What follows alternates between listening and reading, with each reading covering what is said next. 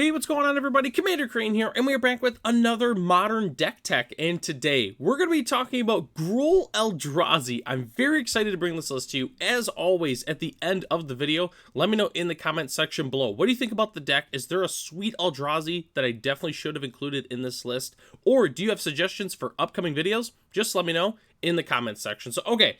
This is, I think, the third video where we are featuring cards from Modern Horizons 3. And there are so many spicy cards that are out in this set. You know, whether or not they're going to be top tier or not, there's a lot of really, really sweet cards. But I think some of the cards that have a really good chance at being good in the Modern format is Eldrazi. There's a ton of new Eldrazi, and for those who, used to play Modern about 10 years ago, Eldrazi were very, very good. They were a huge part of the format. Kind of fell off a little bit, still see some play in Tron, but that's really about it for the most part. But we got a lot of new colored Eldrazi. Well, they're kind of colored. A lot of them have Devoid, so they're technically colorless, but there's new Eldrazi that require colored mana to be able to cast, and a lot of them are really, really sweet. So we combine some of those with some of the original Eldrazi, then we have a really, really sweet Gruul Eldrazi aggro deck. So let's go ahead and hop into it here. So none of these are Eldrazi, but these are some of the one drops we're playing. We're playing 4 Ignoble Hierarch, 4 Ragavan Nimble Pilfer, and 4 Lightning Bolt as our main one drops.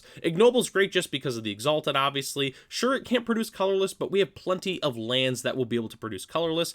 Ragavan, once again, it's really good. It's Ragavan. There's nothing I really have to explain with it. It's just an incredible card. And Lightning Bolt is pretty self-explanatory as well. So let's go and hop into the actual cards that you're here to see. So we are playing 2 Talisman of Impulse. So 2 reasons why we're playing Talisman of Impulse. One, it's a non-boltable way to be able to ramp our mana a little bit. But the second, and this is the main reason, is it is Blood Moon Insurance. Just because, spoiler alert, we're not playing a basic waste in this deck. I thought about playing it, but I ultimately did not put one in. So we're able to produce colorless with it, but we're also able to make red or green with it. So it's just pretty good. You can potentially double spell, in a weird turn we go Talisman and then hold up a Lightning Bolt or cast an Ignoble or something like that. But that's why we're playing the Talisman of Impulse. So let's start talking about the Eldrazi. So we're playing 4 Eldrazi Mimic and 2 It That Heralds the End in our deck here as our main 2 drops. So obviously we can turn 1 these, spoiler alert, with Eldrazi Temple. I decided to play Mimic, 4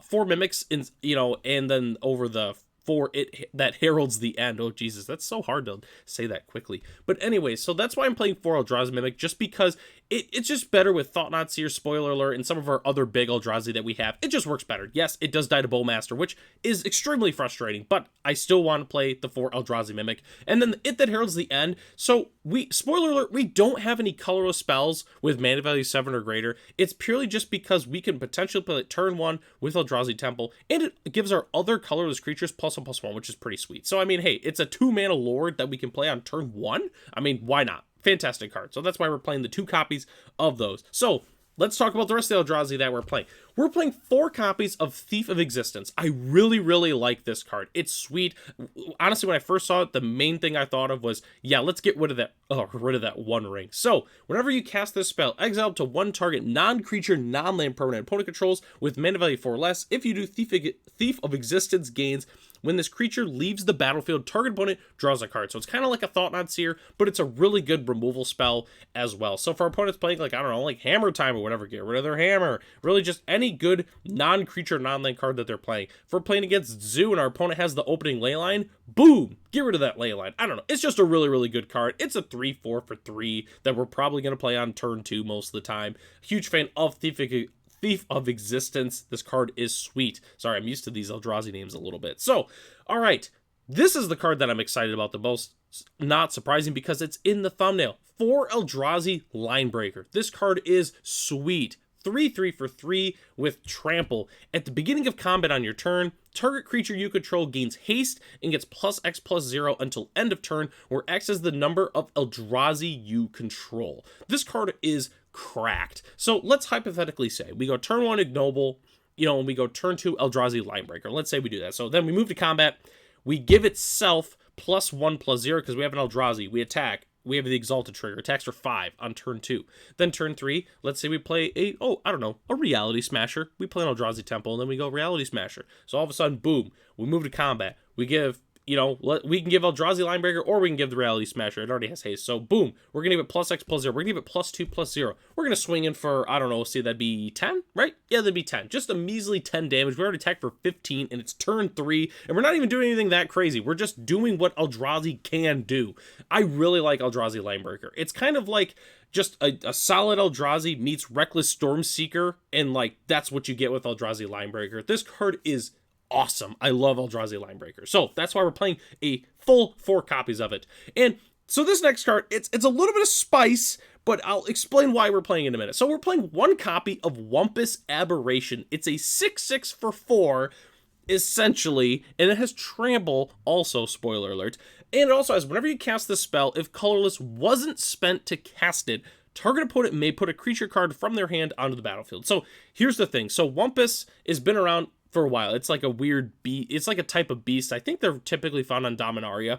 So Wumpus, back in the day, it was like a very large creature, but there was always a downside. Like the original was Hunted Wumpus, which was like when you play this, an opponent can put a creature into play. That's kind of where the idea is with the Wumpus Aberration. And this is like, they haven't done a Wumpus in a long time, so this is the first one they've done in quite some time. The thing is with this is we're always going to cast it with colorless.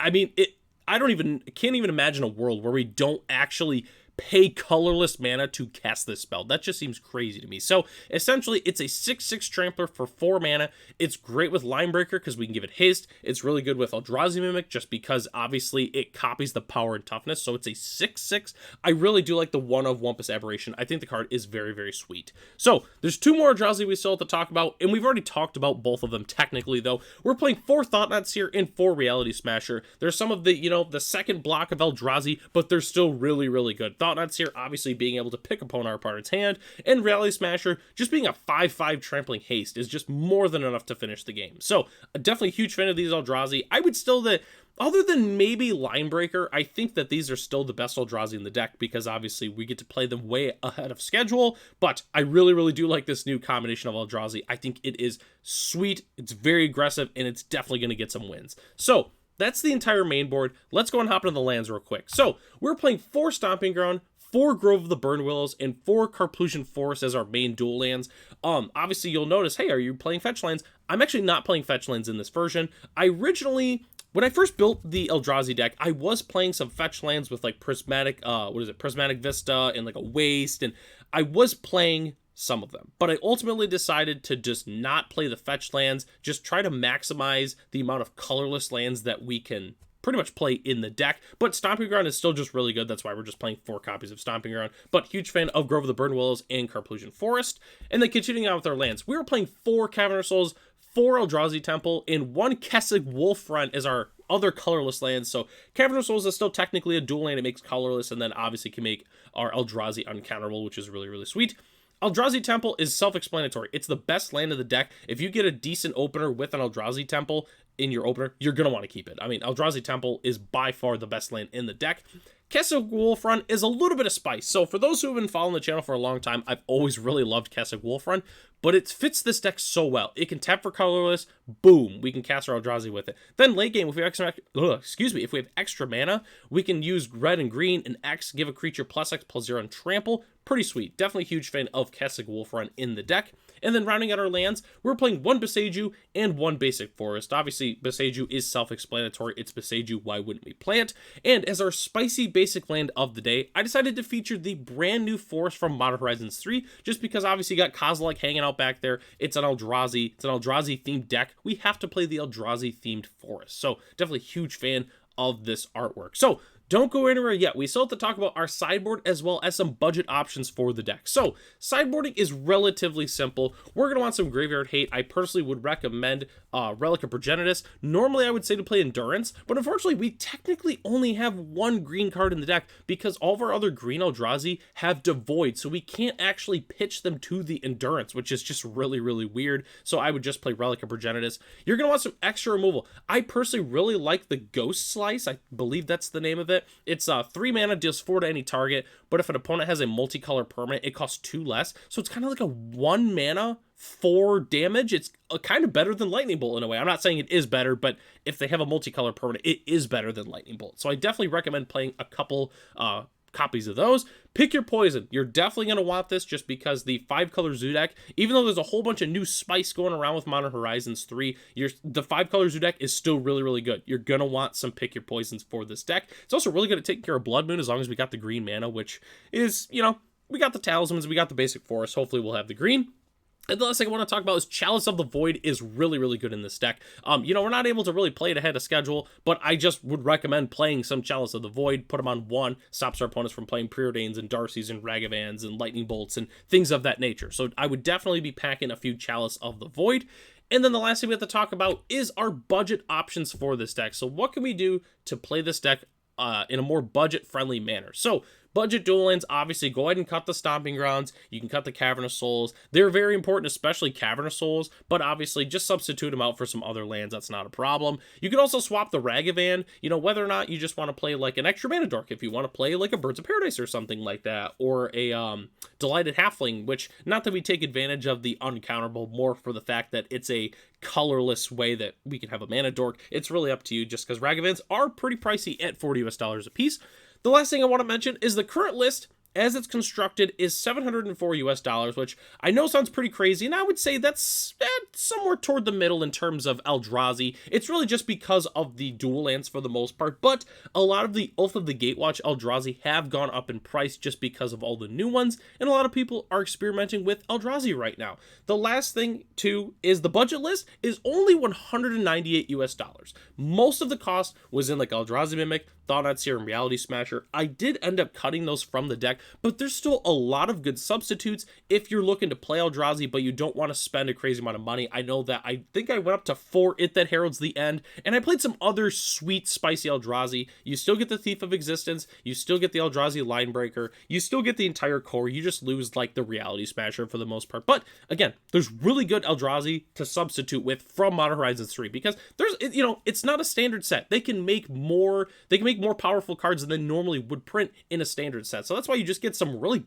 bonkers cards, honestly, from this set, even at uncommon. So, but anyways, I'm rambling at this point a little bit. So I'm really excited for Eldrazi to come back. I like Eldrazi. Like, obviously, like, turn 2 Reality Smashers is kind of ridiculous, and I'm glad that, you know, Eye of Ugin is banned in that sense, and Simian Spirit Guide. But, like, when we're just playing Eldrazi, like, at a medium quicker rate, that's perfectly fine for Modern. Yeah, like, turn 2 Thought-Knot Seer is kind of crazy, you know, but, like, in the grand scheme of things, if you play a turn 3 Reality Smasher, that's pretty on par for the Modern format, even below par if you really want to get technical. So I think based on how this entire Modern Horizons 3 is with the Eldrazi, I really like the direction it's heading, and I'm very excited to be jamming some Eldrazi at my local FNF. I'm so excited. Eldrazi Linebreaker is a sweet card. So that takes us to the end of the video here. Thanks so much for watching. The deck lists are in the description below if you'd like to check them out for yourself, as well as also check out the sideboard to see what I'm personally playing. Huge shout out to our channel members Ralph, Matt, Arcadius, Ray, Gary, and Sarwanoki. If you are interested in being a channel member, it's only $1 a month. You get access to the exclusive Discord as well as other features here on the channel. Heck, $1 a month, you can come to the Discord and we can talk even more about Eldrazi and different combinations of Eldrazi and things like that. So, I'm Commander Crane. Thanks for watching this video, and I'll catch you in the next one.